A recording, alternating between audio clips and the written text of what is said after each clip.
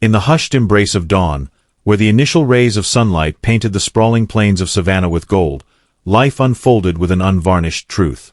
Beside a shallow stream, still adorned with dew, the quiet was shattered by a terrifying roar, followed by a thunderous stampede. A proud and formidable lioness, Zola, had miscalculated her charge against a herd of wild buffalo. The herd didn't scatter, they retaliated. Dust billowed, horns struck, and in the chaos, Zola was gored, her flank torn and bleeding. She fled into the tall grass, dragging her wounded body with desperate strength. But in the frenzy, something was left behind, a lion cub, no more than a week old, eyes barely open. Its tiny body quivered with instinctual fear, letting out a small, mewling cry that carried far across the open land. By sheer providence, someone heard it.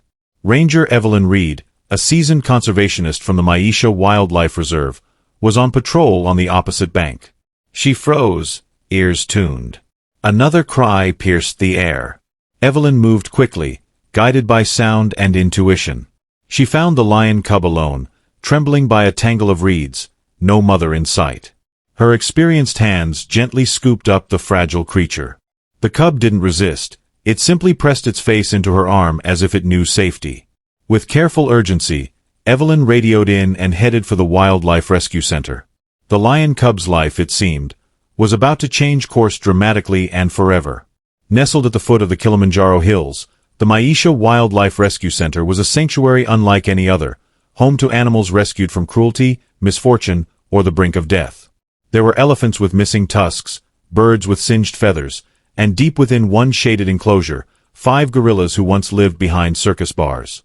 Among these gorillas was Kito, a gentle giant with a quiet, persistent longing. Unlike the others, Kito had never had an offspring of her own. This yearning was evident in the way she cradled fallen branches like infants or hummed low tones when staff walked by with rescued younglings. She was intuitive and fiercely observant. When Evelyn arrived with the lion cub, wrapped in a soft blanket, the staff worked quickly. The cub was dehydrated and weak, but stable. Over the following days, its cries echoed through the center until something remarkable happened. Kito began to sit closer to the lion cub's enclosure. She watched, not with mere curiosity, but with a profound recognition. When the cub cried, Kito hummed. When it slept, she leaned against the barrier as though lending warmth through sheer presence. Evelyn, ever the pragmatist, hesitated. Yet, something about Kito's calm, maternal posture gave her pause. Perhaps, she thought, a miracle might indeed be possible. And so, carefully, the staff began to observe, wondering what might come of this improbable closeness between a gorilla and a lion cub. 2 weeks later, the moment arrived. The lion cub, now slightly stronger, was brought in a crate near the gorilla enclosure. The staff held their breath. The other 4 gorillas lingered in the trees, watching with wide, curious eyes. But Kito stepped forward, slowly, deliberately. She sat, arms resting on her knees, and waited. A staff member gently lifted the cub out. It let out a squeaky protest but didn't claw. Its small body was limp with trust. The staff offered a bottle of warm milk, held through the bars, but it was Kito who reached first. Her leathery fingers curled around the bottle. She studied it, sniffed, then gently held it upright. The lion cub opened its mouth and suckled, nestled in the crook of her arm, as though it had always belonged there. A stunned silence fell. Even the other gorillas, once skeptical, drew closer, not out of alarm but out of awe. Evelyn, watching from behind reinforced glass, felt the weight of what was unfolding. This was no trained performance, no coaxed behavior. This was instinct. This was care. Over the following days, Kito began feeding the lion cub regularly. She groomed it gently, nudged it toward soft grass, hummed when it whimpered, and allowed it to nap beside her belly. The bond formed with quiet certainty. The lion cub followed Kito like it would a lioness, bumping her hand with its nose, learning her rhythms, mimicking her slow, swaying gait. What began as an experiment became something deeper. A gorilla who never bore a child, a lion cub who lost its mother, and in between them, a bridge of compassion the wild had never written in its rulebook. Under Kito's tender guardianship, the lion cub thrived. It learned to balance, to pounce in the grass, and to nuzzle against Kito's side during midday naps. Sometimes it batted its small paws against Kito's chest in play, and she responded with a patient nudge or a tickle under the chin. At times, the lion cub even mimicked her, walking on its hind legs for 2 clumsy steps or copying her hand-to-mouth gestures. Evelyn and the team documented everything. The footage spread, a gorilla raising a lion cub. News outlets called, biologists debated. But within the sanctuary, life continued quietly. Kito never paraded, she simply cared. And the lion cub, though growing stronger by the day, never strayed far from her side. Yet, even Evelyn knew this couldn't last forever. The lion cub belonged to the wild. Its muscles were beginning to swell, its instincts, curiosity, caution, and the faintest glimpse of the predator it would become, began to awaken. Still, the bond remained, and for now, as the sun set over the open fields and the call of distant birds echoed overhead, the cub slept curled against Kito's arm, safe, loved. It was, in every sense of the word, home. By its 5th month, the lion cub began to change. The sharpness in its eyes deepened. It no longer swatted at butterflies in jest, it stalked them, calculating. The playful tumbles became measured leaps. Staff recognized the shift. The time had come. A new enclosure was prepared, where the lion cub could practice hunting, stalking shadows, pouncing on decoy prey, sharpening claws against bark.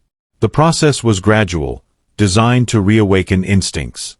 Kito watched as the lion cub was led away. She did not cry, she did not resist. She sat in her favorite corner, her face unreadable, but as the gate closed behind the cub, her hand lingered against the ground.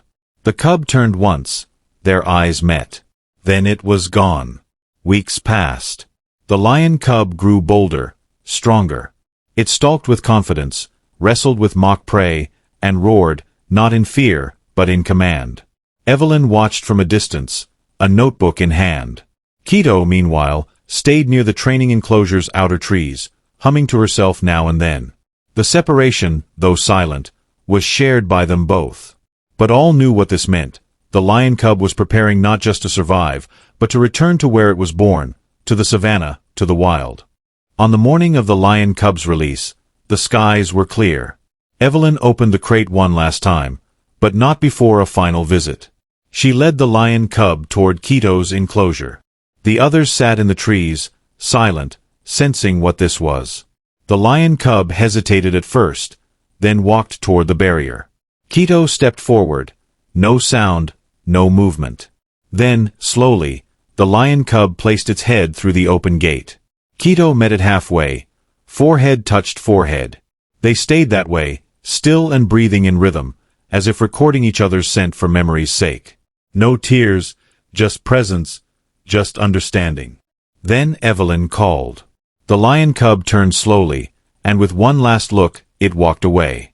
Kito watched until the vehicle disappeared down the red dust road. Then she turned, returned to her corner, and hummed once more. As Evelyn drove the lion cub toward its new territory, she glanced at the rearview mirror. Behind her was a gorilla who had mothered a predator.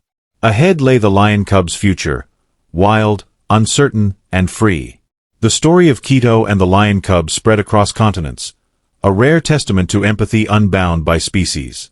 Conservationists cited it as proof that nurture transcends nature, that compassion speaks in many tongues. And in the hush between animal and human, predator and primate, the world glimpsed something sacred, a legacy not of blood, but of care, a story to never be forgotten. In the vast theater of nature, where survival is often a solitary struggle, stories like that of Kito and the lion cub remind us of something profoundly beautiful, that compassion knows no boundaries. Here, a gorilla with no child of her own and a lion cub stripped of its mother found solace in each other. Their bond was not born of instinct alone, but of a rare, silent understanding, an echo of the empathy that lives deep within us all. If this story moved you, if it made you pause, reflect, and marvel, then we invite you to join us on more journeys like this one. Like this video, subscribe to our channel, and help us share the wonder of the wild with the world. Because every creature, every bond, and every story deserves to be remembered. Together, let's keep the wild alive, not just in the wilderness, but in our hearts.